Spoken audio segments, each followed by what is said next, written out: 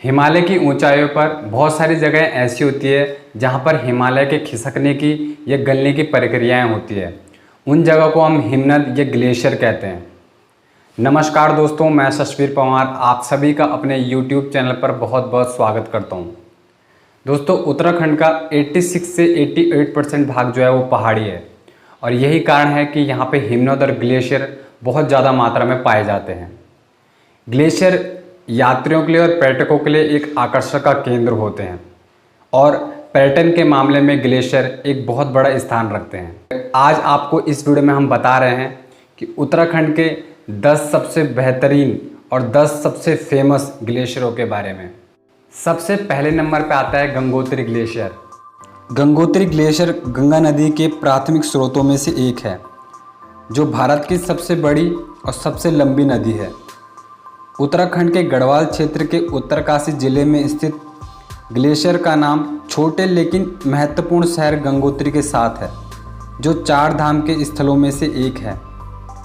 पवित्र नदियों के स्रोत पर प्रार्थना करने के लिए भक्त गंगोत्री शहर से गौमुख तक कठिन लेकिन आश्चर्यजनक ट्रैक करते हैं। यह क्षेत्र पेशेवर पर्वतारोहियों के लिए एक बेस कैंप के रूप में कार्य करता है। लगभग 3415 मीटर की ऊंचाई पर अविश्वसनीय चोटियों और आश्चर्यजनक दृश्यों के बीच स्थित गंगोत्री की यात्रा का अर्थ है भारत के सबसे ऊंचे तीर्थ स्थानों में से एक में जाना। नंबर दूसरे पे आता है यमुनोत्री ग्लेशियर। यमुना नदी का स्रोत भारतीय संस्कृति और पौराणिक कथाओं में सबसे पवित्र नदियों में से एक है, जिसे अक्सर यमुनोत्री ग्लेशियर के रूप में जाना जाता है। 4421 मीटर की ऊंचाई पर ग्लेशियर तक पहुंचना बेहद मुश्किल है और पर्यटकों के ऐसे भक्तों को आमतौर पर वास्तविक ग्लेशियर तक ट्रैक करने की अनुमति नहीं दी जाती है। ट्रैक बहुत ही सुंदर है, जिसमें रास्तों के चारों ओर बर्फ से ढके पहाड़ हैं और भव्य झीलों से होकर यह रास्ता गुजरता है। नंबर 3 पे है बंदरपुच ग्लेशियर। बंदरपुच ग्लेशियर लगभग 6300 मीटर पर गढ़वाल क्षेत्र के उत्तरकाशी जिले में स्थित है। यह यमुना नदी का एक प्रमुख स्रोत है। बंदरपुच ग्लेशियर के लिए ट्रैक तालुका गांव से शुरू होता है, जहां जीप के माध्यम से यह ट्रैकिंग करके पहुंचा जा सकता है। तालुका से आगे का रास्ता ट्रैकर्स को अखरोट, विलो और चेस्टनट के घने जंगलों और बर्फीले वंडरलैंड में ले जाता है। रास्ते में पहला बड़ा पड़ाव ओसला गांव है, जिसके बाद ट्रैक थोड़ा मुश्किल है।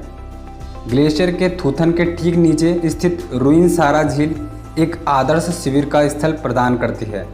नंबर 4 पे आता है पिंडारी ग्लेशियर। पिंडारी ग्लेशियर पिंडर नदी के किनारे एक मध्यम स्तर ट्रैक है, जो ओक चीड़ के हरे भरे जंगलों और शानदार झरनों को पार करता है। ट्रैक में आमतौर पर 6 दिन लगते हैं। ट्रैक लोहार खेत से शुरू होकर और धाकुरी को पार करने के बाद खाटी गांव तक पहुंचता है, जो ट्रैक में बसा अंतिम गांव है। नंबर 5 पे आता है कफनी ग्लेशियर। कफनी ग्लेशियर उत्तराखंड के बागेश्वर जिले में लगभग 3800 मीटर की ऊंचाई पर स्थित है, जो नंदकोट और नंदा देवी की चोटियों से घिरा हुआ है। इस ग्लेशियर से कफनी नदी बहती है, जो अंत में गंगा में मिलती है। कफनी ग्लेशियर तक जाने के लिए पिंडारी ग्लेशियर को पार कर द्वाली तक पहुंचना पड़ता है। कफनी ग्लेशियर की वापसी यात्रा एक दिन में द्वाली से की जा सकती है। ट्रैक के शीर्ष से मुख्य हिमालय के शानदार विस्तारों की झलक मिलती है। नंबर 6 पे आता है मिलम ग्लेशियर। कुमाऊं क्षेत्र का सबसे बड़ा ग्लेशियर मिलम ग्लेशियर 37 वर्ग किलोमीटर का एरिया कवर करता है। यह ग्लेशियर उत्तराखंड के पिथौरागढ़ जिले में स्थित है। गौरी गंगा नदी, काली नदी की सहायक नदी मिलम ग्लेशियर से निकलती है। ट्रैक मुनस्यारी से शुरू होता है और ट्रैकर्स को शीर्ष तक पहुंचने के लिए लगभग 60 किलोमीटर का रास्ता तय करना पड़ता है। ट्रैक थका देने वाला होता है और आने जाने में लगभग 10 से 15 दिन लग जाते हैं।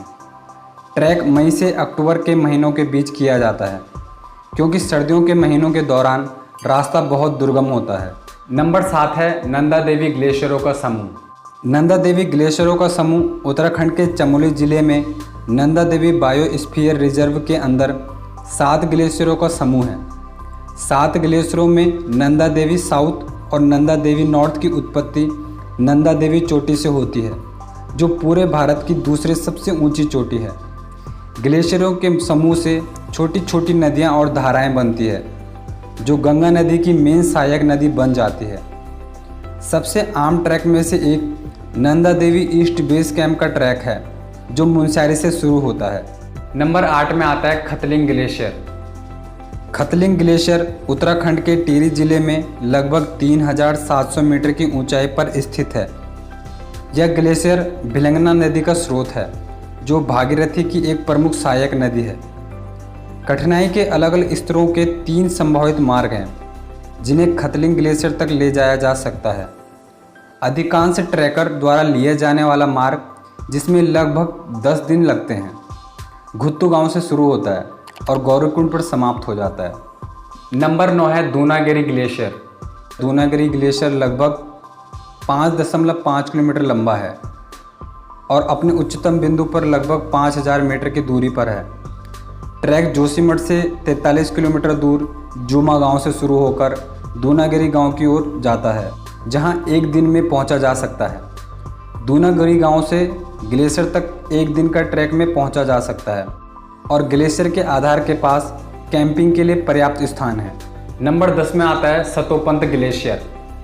अलकनंदा का उद्गम स्थल गंगा की 2 स्रोत नदियों में से एक 13 किलोमीटर लंबा सतोपंत ग्लेशियर नीलकंठ के उत्तर पश्चिम की ओर स्थित है, जो कि गढ़वाल क्षेत्र के चमोली जिले में है।